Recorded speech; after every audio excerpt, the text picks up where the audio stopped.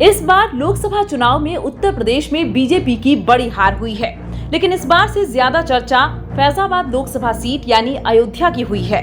रामलहर पर सवार होने का लगातार दावा कर रही बीजेपी को अयोध्या सीट पर ही हार का सामना करना पड़ा है। इस सीट पर समाजवादी पार्टी के प्रत्याशी के तौर पर अवधेश प्रसाद पासी ने जीत दर्ज की है। अवधेश प्रसाद पहले विधायक थे और उन्होंने बीते विधानसभा चुनाव में जीत दर्ज की थी, लेकिन उन्होंने फैजाबाद सीट पर जीत दर्ज करने के बाद मिल्कीपुर सीट से इस्तीफा दे दिया, जहां से उन्होंने बीते विधानसभा चुनाव में जीत दर्ज की थी। अवधेश प्रसाद ने लोकसभा चुनाव में जीत दर्ज की है और अब उनके इस्तीफा देने के बाद इस सीट पर विधानसभा का उपचुनाव होना तय है।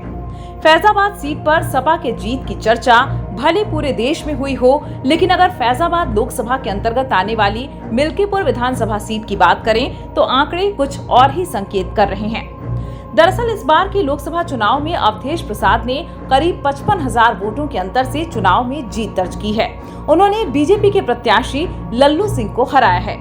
हालांकि मिल्कीपुर सीट पर बीते विधानसभा चुनाव में अवधेश प्रसाद ने करीब 13,000 वोटों के अंतर से जीत दर्ज की थी, लेकिन इस बार लोकसभा चुनाव में उन्हें अपनी ही सीट पर कांटे की टक्कर मिली।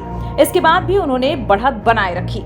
मिल्कीपुर सीट पर इस बार लोकसभा चुनाव के आंकड़ों के अनुसार सपा को केवल 8,000 वोटों की बढ़त ही मिल पाई है। ऐसे में यह संकेत करता है कि उपचुनाव में सपा की हार आसान नहीं होने वाली है।